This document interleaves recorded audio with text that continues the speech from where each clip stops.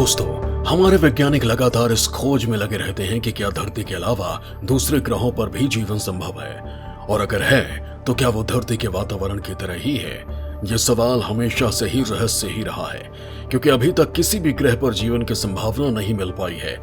लेकिन दोस्तों, हमारे वैज्ञानिकों का मानना है कि एक ग्रह है जिस पर जीवन की संभावना काफी हद तक पाई जा रही है, और वो ग्रह है मंगल ग्रह, क्योंकि यहाँ का वातावरण कुछ हद तक धरती से मेल खाता है।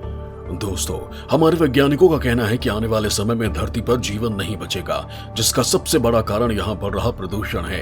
इंसानों ने अपने फायदे के लिए पृथ्वी के संसाधनों का अंधाधुंध उपयोग किया है, जिसके कारण धरती का वातावरण गड़बड़ाने लगा है।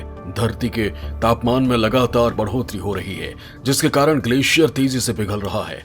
वहीं समुद्रों का जलस्तर भी तेजी से बढ़ रहा है, और बाढ़, सुनामी जैसे प्राकृतिक आपदाओं का इंसानों को सामना करना पड़ रहा है। और अगर यही हाल रहा तो आने वाले 150 साल में धरती इंसानों के रहने के लायक नहीं रहेगी।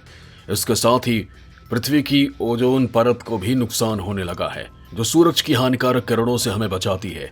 वहीं वैज्ञानिकों का कहना है कि ओजोन परत के नुकसान की वजह से आने वाले समय में इंसानों को खतरनाक सोलर रेडिएशन का सामना करना पड़ सकता है। ऐसे में अगर उसे जीवित रहना है तो उसे दूसरे ग्रह पर जीवन की खोज करनी होगी और उसे रहने लायक बनाना होगा। लेकिन सवाल यह है कि ऐसा ग्रह जहां पानी और हवा ही नहीं है, वहां इंसान कैसे रहेगा। इसे लेकर हमारे वैज्ञानिकों का कहना है कि मंगल ग्रह पर इंसान के रहने के लायक वातावरण पाया जा सकता है। दोस्तों, इस वीडियो में आप जानेंगे कि कैसे मंगल ग्रह पर इंसानों का जीवन संभव है। आप जानेंगे कि क्या वो कारण है कि वैज्ञानिक मंगल ग्रह को दूसरी धरती कह रहे हैं, और वो क्या कारण है कि मंगल पर ग्रह पर जीवन होने के संकेत मिल रहे हैं। तो दोस्तों, इन सभी सवालों के जवाब जानने के लिए आपको ये वीडियो अंत तक देखना होगा। दोस्तों, हमारे वैज्ञानिकों का कहना है कि मंगल पर आने वाले समय में इंसानी जीवन देखने को मिलेगा, और इसी के लिए हमारे वैज्ञानिक तैयारी भी कर रहे हैं। इंसान के मंगल पर जाने की पूरी तैयारी हो चुकी है। हालांकि मंगल ग्रह पर वर्तमान हालात बिल्कुल भी रहने लायक नहीं है, लेकिन हमारे वैज्ञानिकों का कहना है कि यहाँ आधुनिक तकनीकी से बदलाव करके इंसानों के रहने लायक बनाया जा सकता है। अमेरिका की स्पेस एजेंसी नासा ने मंगल ग्रह की सतह पर कुछ ऐसा खोज निकाला है जिससे मंगल पर जीवन की खोज काफी हद तक बढ़ जाती है। नासा को मंगल पर सतह पर कार्बन मिला है। कार्बन की मौजूदगी इसे एक एलियन प्लैनेट बना सकती है। क्यूरोसिटी रोवर ने मंगल पर कार्बन ढूंढ निकाला है। नासा ने इसे मंगल पर जीवन ढूंढने के लिए भेजा था। 2012 में क्यूरोसिटी रोवर ने मंगल के गेल क्रिएटर में लैंड किया था। वो तब से अब तक जीवन की संभावना की खोज में लगा हुआ है। वहीं मंगल के ग्रह पर जब इस रोवर ने थोड़ी छानबीन की तो वैज्ञानिकों को यहाँ कई मिलियन साल पहले खत्म हो चुके जीवन के सबूत मिलने की आशा थी।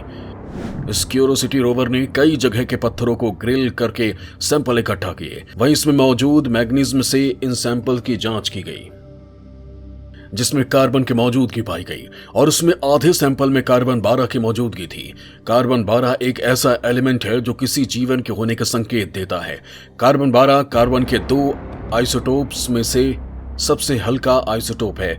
ये एलिमेंट किसी भी जीवन में मेटाबॉलिक का हिस्सा होता है। लेकिन यहाँ सवाल ये भी आता है कि क्या कार्बन की मौजूदगी से जीवन होने की संभावना पाई जा सकती है।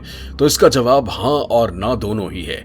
हमारे वैज्ञानिकों का कहना है कि कार्बन की मौजूदगी किसी जीवन के होने का सबसे बड़ा संकेत होता है, लेकिन कार्बन ही जीवन का संकेत हो ऐसा जरूरी नहीं है।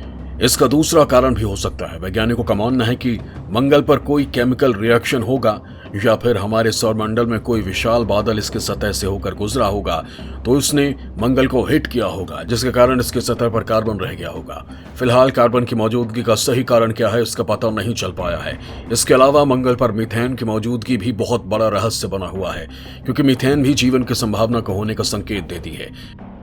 मीथेन में कार्बन और हाइड्रोजन मौजूद होते हैं। मीथेन की मंगल पर मौजूदगी को लेकर वैज्ञानिकों का कहना है कि पहले जीवन की मेटाबॉलिक प्रोसेस की वजह से यहाँ मीथेन तैयार हुआ होगा, या फिर मंगल की सतह के नीचे पत्थर और पानी की प्रक्रिया की वजह से मीथेन बन सकता है। फिलहाल दोनों की मौजूदगी की पुख्ता जानकारी नहीं मिल पाई है। इसे लेकर हमारे वैज्ञानिक लगातार खोज कर रहे हैं। वहीं अगर मंगल पर जीवन के कोई संकेत नहीं मिलते हैं तो मंगल ग्रह पर इंसान को बसाने के लिए स्पेस एक्स कंपनी के मालिक एलन मस्क लगातार विभिन्न आइडियाज पर काम कर रहे हैं। मस्क के साथ अमेरिकी स्पेस एजेंसी नासा भी काम कर रही है। ये दोनों मिलकर मंगल पर इंसानी बस्ती बसाने की प्लानिंग कर रहे हैं। इनकी प्लानिंग है कि करीब 10 लाख लोग एक साथ मंगल ग्रह पर जीवन बिताएं। उनका कहना है कि साल 2026 में इंसानों के एक समूह को मंगल ग्रह पर भेजा जाएगा। इस समूह को 2 साल तक जीवन जीने के लिए रहने, खाने पीने और सांस लेने के लिए जरूरी सामान भी दिया जाएगा। इसके साथ ही मंगल पर एक प्रोटेक्टिव शेल्टर भी बनाया जाएगा जो यहाँ चलने वाली धूल भरी आंधी और हवाओं से इंसानों को सुरक्षा देंगे। इसके साथ ही सूरज के हानिकारक रेडिएशन से बचाएंगे। इस आधुनिक शेल्टर को मंगल ग्रह की मिट्टी से ही तैयार किया जाएगा, जिन्हें रोबोट तैयार करेंगे। ये आर्टिफिशियल रोबोट खास तकनीकी के साथ काम करेंगे। इन रोबोट में मिट्टी की खुदाई के लिए कई तरह के टूल्स, कैमरा, 3D प्रिंटर और सेंसर सिस्टम मौजूद होगा। ये मंगल पर होते हुए भी धरती पर वैज्ञानिकों द्वारा संचालित होंगे। आधुनिक तकनीकी से बने ये रोबोट काफी तेजी से काम करेंगे और मंगल पर एक मजबूत शेल्टर का निर्माण करेंगे। ये रोबोट सौर ऊर्जा से चार्ज होंगे। इसके साथ ही सेंसर की मदद से खास तरह की मिट्टी की तलाश करेंगे और जहां ज्यादा मिट्टी मौजूद होगी वहां ये रोबोट अपना बेस कैंप लगा देंगे और इसके बाद शेल्टर बनाने का काम शुरू कर दिया जाएगा। कुछ रोबोट मिट्टी की खुदाई करेंगे तो कुछ रोबोट उसे उठाकर रिफाइनरी यूनिट तक ले जाएंगे। इसके बाद कुछ रोबोट इस मिट्टी को 3D प्रिंटर यूनिट तक ले जाने का काम करेंगे, जिसके बाद एक लेयर तैयार करके मजबूत शेल्टर बनाया जाएगा और इस तरह से रोबोट इंसानों के लिए मंगल ग्रह पर घर तैयार करेंगे। वहीं जब ये शेल्टर तैयार हो जाएगा तब इंसानों का एक समूह रहने के लिए जाएगा। वहीं यहाँ पहले से मौजूद ये रोबोट इंसानों का स्वागत करेंगे। इसके साथ ही ये रोबोट इंसानों के समूह द्वारा लाया गया सामान शेल्टर तक पहुंचाने का काम करेंगे, जिसके बाद शेल्टर में हाई प्रेशर यूनिट यानी कि कैंप बनाए जाएंगे। मंगल ग्रह पर काफी कम प्रेशर है, इसलिए शेल्टर के अंदर जिंदा रहने के लिए हाई प्रेशर यूनिट बनाना जरूरी है। इन कैंप में धरती की तरह प्रेशर होगा जो एक दूसरे से जुड़ा होगा। इसके साथ ही इन कैंप में बिजली की सुविधा देने के लिए मंगल ग्रह की सतह पर सोलर पैनल लगाए जाएंगे। लेकिन यहाँ जाने वाले इंसान पृथ्वी की तरह मंगल पर खुलेआम घूम नहीं सकते। अगर उन्हें बाहर जाना होगा तो एक ऑटोमेटिक गाड़ी कैंप के पास फिक्स हो जाएगी और इस गाड़ी में बैठकर मंगल के सतह पर घूम सकेंगे। इसका सबसे बड़ा कारण यह है कि कैंप का दरवाजा खुलने पर इसमें मौजूद हाई प्रेशर बाहर निकल सकता है, जिसके कारण यहाँ रहने वाले इंसानों को मुश्किल खड़ी हो सकती है। इसके साथ ही यहाँ जाने वाले लोगों को कुछ समय तक स्पेस सूट पहनकर रखना होगा ताकि वो यहाँ आराम से चल फिर सके। इसके साथ ही सूरज के हानिकारक किरणों से बच सके। इसके साथ ही उन्हें ऑक्सीजन सिलेंडर भी साथ लेकर चलना होगा। वहीं जब ये इंसान मंगल के वातावरण में सेट हो जाएंगे तब उन्हें इन रोबोट के साथ मिलकर ग्रीन हाउस का निर्माण करना होगा, जहां खाने के लिए सब्जियां उगाई जाएंगी।